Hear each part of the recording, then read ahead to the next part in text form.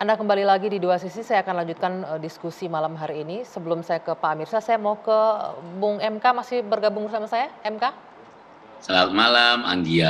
Masih, Ya, masih. masih ya. Nah, ini kita boleh mendengarkan nih MK yang tahu banyak juga, khususnya di Jakarta ya, dengan Jakarta Undercover di lapangan, bagaimana Ya, geliat atau gerak-gerik kaum LGBT ini. Tadi kalau sempat dengar tadi kan, kalau Pak ya, Babe Haikal menyebutkan ini penyakit. Kemudian Mbak Zoya ya, bilang secara klinis belum bisa dibuktikan ini penyakit menular dan ya. lain-lain. Tapi kalau dari kacamata Anda yang melihat langsung itu seperti apa sih ini kaum LGBT ini? Em, yang pertama, saya pasti akan berbicara ruangnya adalah ruang dari kacamatanya adalah kacamata sosial dan kemanusiaan Ya. pastinya. Terus nanti di dalamnya ada yang saya sebut sebagai bagian dari gaya hidup ya. Misalnya gini, itu yang pertama. Yang kedua, ini berkaitan dengan isu LGBTQ yang sekarang lagi mencuat adalah karena satu konten seseorang gitu kemudian rame gitu. Ya. Jadi lepas dari konten yang viral itu sebenarnya isu LGBT, awalnya LGBT, sekarang ada Q-nya dan ada tambahan seterusnya, itu sudah ramai dari dulu gitu. Bahkan ketika misalnya tahun 2003 saya menulis Jakarta Undercover itu ada bab tersendiri soal potret potret kehidupan LGBT di Indonesia itu ada bab sendiri gitu.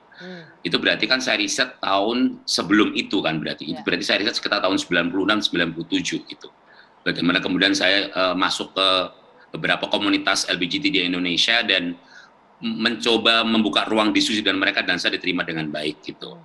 Jadi intinya apa yang ingin saya sampaikan adalah adanya konten yang viral itu atau tidak sebenarnya diskursus tentang LGBT itu sebagai satu kenyataan itu memang sudah ada dari dulu dan dari hari ke hari kalau kita menggunakan patokan angka barangkali memang tidak pernah tepat karena memang belum pernah ada Data. survei yang kemudian ada orang berani mengaku dirinya LGBT secara terang-terangan sampai hari ini gitu. Jadi kalau secara angka-angka mungkin agak repot akan menyebut berapa jumlah LGBT di Indonesia atau LGBTQ di Indonesia.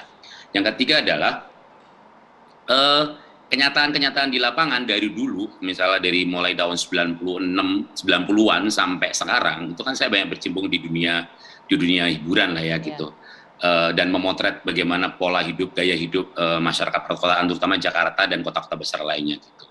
Kenyataan yang sekarang ada adalah gitu, dari dulu, dari tahun 90 sampai sekarang, apa yang bahwa mereka mungkin tidak menghindari apa yang kita sebut sebagai obrolan publik gitu atau yang sifatnya adalah Terbuka, mereka akan publikasi. menghindari bentuk pengakuan, menghindari pengumuman, menghindari pengakuan gitu bahwa Lebih private mereka gitu ada ya, lebih tertutup begitu ya mungkin ya, mereka lebih pada zaman dulu. tertutup, lebih Oke. private gitu. Tapi itu kan secara status kan gitu. Tapi secara aktivitas mereka misalnya sekarang lah kalau potret sekarang di Jakarta gitu misalnya. Dari tahun 90 yang namanya gay night itu ada dari dulu, lesbian night itu ada dari dulu gitu. Sekarang sama. Jadi kalau hari apa nanti ada yang namanya gay night di beberapa tempat hiburan malam Jakarta gitu.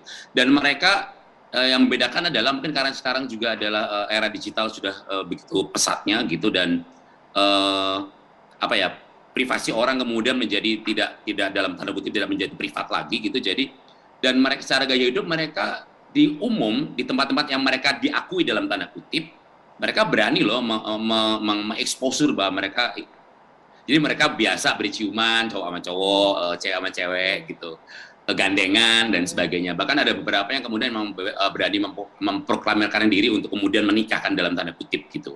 Nah, Oke, ini yang tadi kan ya, saya potong sedikit ya Mbak. Tadi kan beda dulu dengan sekarang. Mungkin faktor sosial media juga tadi yang Mbak Zoe bilang di awal. Sekarang karena ada ya sosial kalau media. dulu kan masih Betul. zamannya ya dulu masih zamannya ya faktor media sosial memang menjadi pengaruh yang sangat besar. Tapi Gitu. balik lagi itu kan pilihan ke si individunya lagi bahwa dia ingin membuka ini di sosial media atau tidak kan.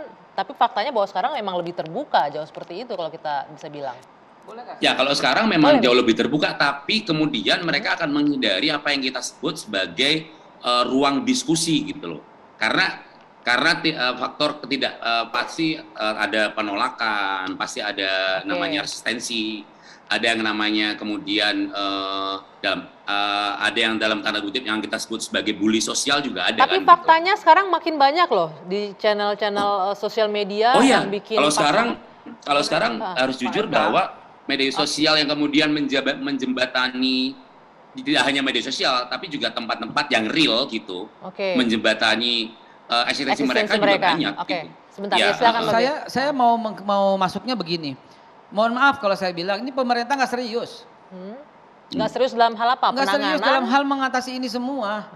Ditindak dari sudut agama, nggak bakal agama membolehkan dan menyetujui dan mengizinkan, nggak bakal agama apapun. Dari sisi Pancasila jelas menginjak-injak pasal-pasal dalam Pancasila.